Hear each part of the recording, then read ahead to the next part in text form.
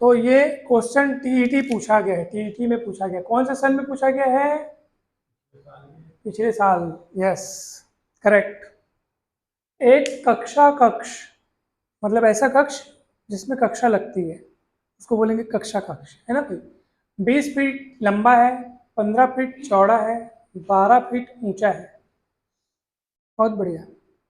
इसको मैं बनाता हूँ, ठीक है। देखो, वैसे तो ये मन में ही बना के बनाया जा सकता है, लेकिन आपको समझाने के लिए मैं कक्षा बना देता हूँ। ये कक्षा 20 फीट लंबा, 15 फीट चौड़ा और 12 फीट ऊंचा, ठीक है। ओके। और 60 छात्रों के बैठने की क्षमता है। इसमें 60 छात्र लोग बैठते हैं। तो बैठना अलग होता है। जैसे मैं यहाँ बैठा हूँ, तो मैं बैठा हूँ मतलब मैं, मेरा जो जगह घिरा हुआ है, मैंने जितना जगह घिरा है वो अलग बात है। लेकिन मुझे खुले रूप में सांस लेने के लिए जितनी हवा की जरूरत पड़ेगी वो दिया है आपको, कि एक छात्र को 50 घन फीट स्वच्छ हवा की आवश्यकता होती है। मतलब वो जितनी हवा को खुले में, मतलब अच्छे से हवा सांस में ले सकता है ना, उतना हवा का जो वॉल्यूम है, आयतन कितने दिया है, 50 घन फीट हवा एक छात्र के लिए यूज होती है। 60 छात्र बैठे हैं, 60 छात्र के बैठने की क्षमता है। और देखो, जैसे मान लो ये एक छात्र के लिए हवा का इतना जगह हो गया 50 घन फीट, थोड़ी देर के लिए मान लो कि दूसरा छात्र का 50 घन फीट हो गया।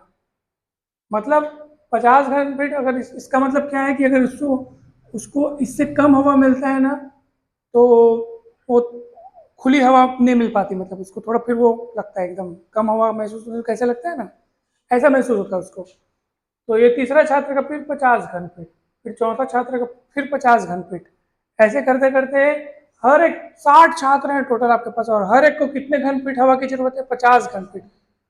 तो हमको ये बताना है कि फिर उस हिसाब से वो 60 छात्रों के लिए वो कमरा जो है ठीक रहेगा कि नहीं रहेगा, मतलब उनको ज्यादा एकदम वो तो नहीं लगेगा, एकदम क्या बोलते, सफोकेशन बोलते हैं क्या उसको, जिसमें हवा ठीक से आती नहीं है, घुटन महसूस होती है, तो वो ऐसा तो नहीं होगा कि घुटन महसूस हो रही है, या फिर कमरा पर्याप्त बड़ा है सर, उन लोग सब लोग खुले में सांस हवा ले सकते हैं।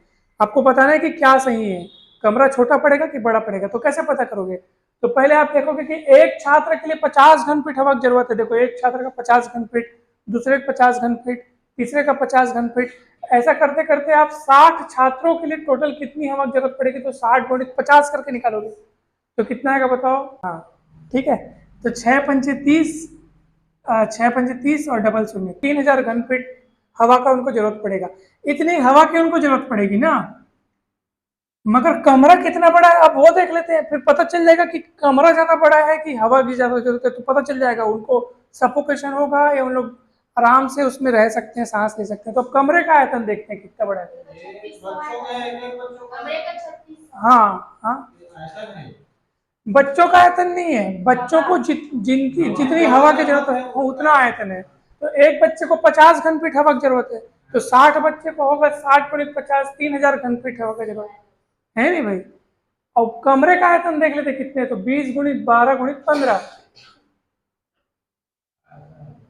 समझ में आया नहीं भाई। तो 15 दूनी 30 और 12 दिए 36 होता है, 3600 घन फीट। यस। तो कमरे का आयतन देखो 3600, कमरा बड़ा है भाई, और जितनी हवा की उनको जरूरत है वो उसकी मात्रा कम है। तो हाँ, इसका मतलब क्या है कि कमरे में और भी खाली जगह छूटी है जिसमें हवा है, और हवा उनकी क्षमता से ज्यादा ही है, मतलब कमरा बड़ा है, पर्याप्त है, मतलब कि तो कितनी हवा उपलब्ध है भैया, तो 600 क्यूबिक फीट ज्यादा हवा उपलब्ध है नहीं, क्योंकि कमरा बड़ा है ना। हाँ, 600 ज्यादा है,